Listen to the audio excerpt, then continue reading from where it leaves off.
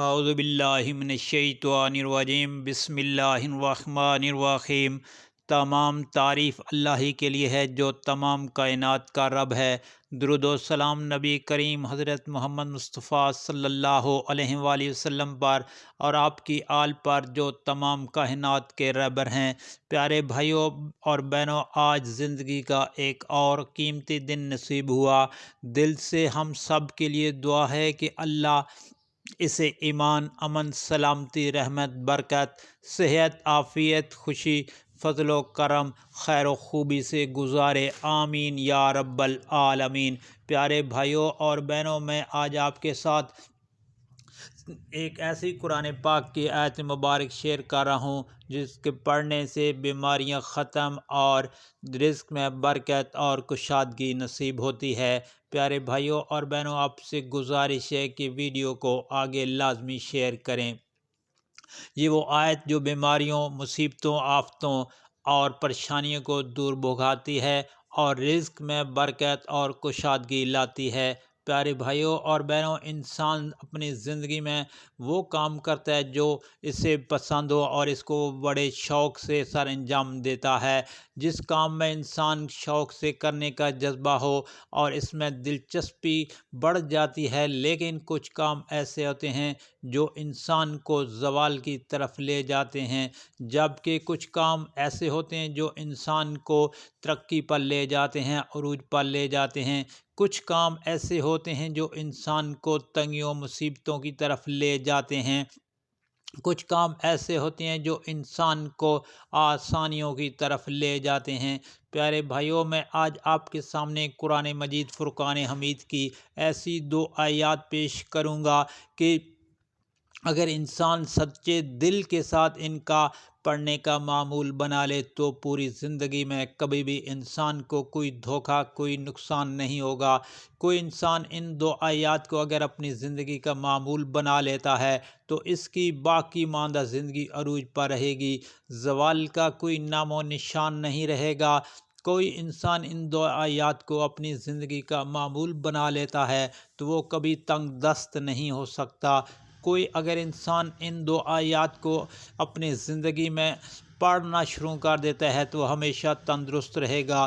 کوئی اگر انسان ان دو آیات کو اپنی زندگی کا معمول بنا لیتا ہے تو وہ کبھی اللہ کے سوا کسی کا محتاج نہیں رہے گا۔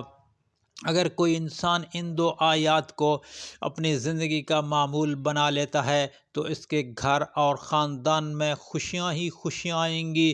اور دو آیات رحمت کا سمندر ہیں، ان کے اندر اتنے راز چھپے ہوئے ہیں۔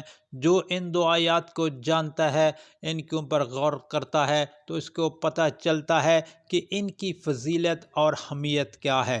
پیارے بھائیوں اور بہنوں، آپ سے بھی گزارش ہے کہ ان آیات کو آپ نے اپنی زندگی کا معمول بنانا ہے۔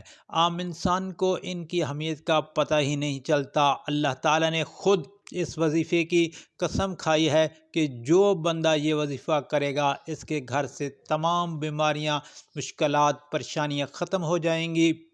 اگر کسی انسان پر اللہ کی جانب سے آزمائش آتی ہے تو سارا جہاں اس کے پیچھے لگ جائے کہ اس میں سے اس کو نقصان پہنچانا ہے، جہاں سارا جہان اس کے پیچھے لگ جائے کہ یہ بھوکا مر جائے، یہ ختم ہو جائے، سارا جہان اس کے پیچھے لگ جائے کہ میں نے اس کو ذلیل و خوار کرنا ہے۔ خدا کی قسم، ان دو آیات کے اندر چھپا ہوا ایسا راز ہے کہ اگر انسان سچے دل کے ساتھ اللہ پر اعتماد اور بھروسہ رکھ کر ان آیات کا وظیفہ کرے، صرف 7 مرتبہ پڑھ لے، اللہ رب العزت اس انسان کے راستے سے تمام مشکلات کو ختم کر دے گا۔ اپنے ہاتھوں پر یہ وظیفہ کر کے آپ آزما لیں، قرآن پاک کے اندر داخل ہو جاؤ۔ قرآن پاک کے اندر ہر مشکل کا حل اللہ تعالیٰ نے رکھ دیا ہے۔ نبی کریم صلی اللہ علیہ وآلہ وسلم جب معراج پر تشریف لے گئے تو پہلے آسمان پر، پھر دوسرے اور پھر تیسرے، اور جب 7ویں آسمان پر پہنچے تو سدرۃ المنتہی، اس کے آگے کوئی مقام نہیں۔ تو جب ہمارے نبی کریم صلی اللہ علیہ وآلہ وسلم وہاں تھے تو آواز آئی، ایک دروازہ کھلا تو میرے نبی جبریل امین کے ساتھ اس وقت سدرۃ المنتہا پہنچے تھے۔ آپ کے ساتھ جبریل امین علیہ السلام بھی تھے۔ آپ نے پوچھا یہ کس کی آواز ہے؟ تو جبریل امین فرمانے لگے یا رسول اللہ صلی اللہ علیہ وآلہ وسلم، میں نے اپنی پوری زندگی کے اندر اس دروازے کو کھلا ہوا نہیں دیکھا جو آج دیکھ رہا ہوں، اور دوسرے نمبر پر یہ جو فرشتہ نکلا ہے، یہ فرشتہ بھی میں نے اپنی زندگی کے اندر پہلی بار دیکھا ہے۔ تو جب وہ آیا اور نبی کریم صلی اللہ علیہ وآلہ وسلم کے سامنے جھک کر اللہ کی طرف سے یہ تحفہ دیا کہ قرآن پاک کی یہ 2 آیات تھیں، اور ان آیات کی اتنی اہمیت اور فضیلت ہے۔ اس وقت اس فرشتے نے 3 چیزیں دی تھیں، ایک نماز کا تحفہ تھا، ایک امت کی شفاعت کا تحفہ، اور ایک یہ قرآن مجید فرقان حمید کی سورہ بقرہ کی آخری 2 آیات تھیں۔ پیارے بھائیوں اور بہنوں، ان 2 آیات کو کبھی چھوٹا نہ سمجھیے گا۔ خدا کی قسم کھا کر کہتا ہوں کہ یہ پوری کائنات جو ہے، اس کے اندر سب سے مجرب عمل ہے، اس کے اندر طاقت ہے، اس کے اندر راز چھپا ہوا ہے۔ اس دنیا کی قسم آپ کی ہو جائے گی، دنیا کے پیچھے گھوم رہے ہو جہاں سے کچھ نہیں ملے گا، اپنی زندگی آپ تباہ کر رہے ہو وہاں سے کچھ نہیں ملے گا۔ اگر ملنا ہے تو اللہ کے قرآن سے سورہ بقرہ کی آخری 2 آیات ایک دفعہ آپ یہ سماعت فرما لیں۔ بسم اللہ الرحمن الرحیم، آمن الرسول بما انزل الیہ من ربہ والمؤمنون کل آمن باللہ وملائکتہ وکتبہ ورسلہ لا نفرق بین احد من رسلہ وقالوا سمعنا وأطعنا غفرانک ربنا وإلیک المصیر۔ پیارے بھائیوں اور بہنوں، لا یکلف اللہ الا وسعها لها ما کسبت وعلیہا ما اکتسبت ربنا لا تؤاخذنا ان نسینا واخطأنا ربنا ولا تحمل علینا اصرا كما حملته على الذین من قبلنا ربنا ولا تحملنا ما لا طاقة لنا به واعف عنا واغفر لنا وارحمنا انت مولانا فانصرنا علی القوم الکافرین۔ قرآن مجید میں یہ 2 صورتیں سورہ بقرہ کی آخری 2 آیات ہیں، ان کے اندر سب سے زیادہ طاقت ہے۔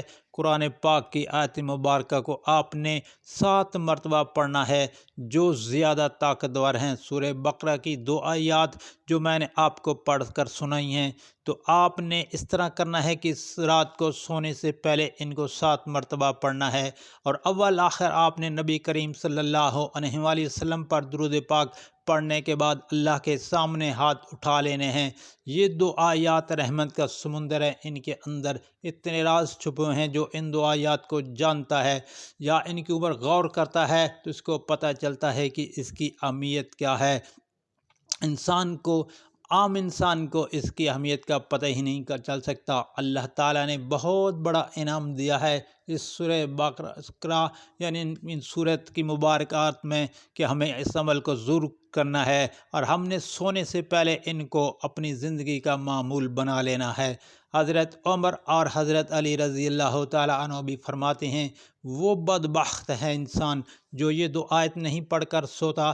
کوئی بھی آپ نے عمل کرنا ہے تو نماز کو لازمی پڑھا کریں، کیونکہ نماز کے بغیر کوئی بھی وظیفہ ادھورا رہ جاتا ہے۔ اس لیے گزارش ہے کہ نماز کا اہتمام لازمی کیا کریں۔ نماز پڑھنا ہر مسلمان مرد اور عورت پر فرض ہے۔ حضرت وہب بن عمر رحمۃ اللہ علیہ کہتے ہیں کہ اللہ تعالیٰ سے حاجتیں نماز کے ذریعے طلب کی جاتی ہیں، اور پہلے لوگوں کو جب کوئی پیارے بھائیوں اور بہنوں حادثہ پیش آتا تھا تو نماز ہی کی طرف متوجہ ہوتے تھے۔ جس پر کوئی حادثہ گزرتا وہ جلدی سے نماز کی طرف رجوع کرتا۔ حقیقت میں نماز بہت بڑی دولت ہے کہ اللہ کی رضا کے علاوہ دنیا کے مصائب سے اکثر نجات کا سبب ہوتی ہے، اور سکون قلب تو حاصل ہوتا ہی ہے۔ اللہ تعالیٰ فرماتا ہے، بے شک میں ہی ہوں اللہ ہوں اور میرے سوا کوئی معبود نہیں، تو تم میری عبادت کیا کرو، میری یاد کی خاطر نماز قائم کیا کرو۔ آپ اور اپنے گھر والوں کو نماز کا حکم دیں اور اس پر ثابت قدم رہیں۔ ہم آپ سے رزق طلب نہیں کرتے بلکہ ہم آپ کو رزق دیتے ہیں، اور بہتر انجام پرہیزگاری کا ہی ہے۔ یہ اہل حق وہ لوگ ہیں کہ اگر ہم انہیں زمین میں اقتدار دے دیں تو وہ نماز کا نظام قائم کریں، زکوٰۃ کی ادائیگی کا انتظام کریں اور پورے معاشرے میں نیکی اور بھلائی کا حکم دیں، لوگوں کو برائی سے روکیں گے اور سب کاموں کا انجام اللہ کی اختیار میں ہے۔ قرآن مجید میں 100 سے زائد مقامات پر نماز کا ذکر ہے، جن میں سے 28 مقامات پر صرف نماز کا حکم وارد ہوا ہے۔ یا اللہ ہم سب کو پریشانیوں کو دور فرما، جو بیمار ہیں سب کو صحت کاملہ عطا فرما، جو سب اولاد ہیں ان کی اولاد کو والدین کی آنکھوں کی ٹھنڈک کا ذریعہ بنا دے، جو بے اولاد ہیں ان کو نیک اور صالح اولاد عطا فرما، آمین یا رب العالمین۔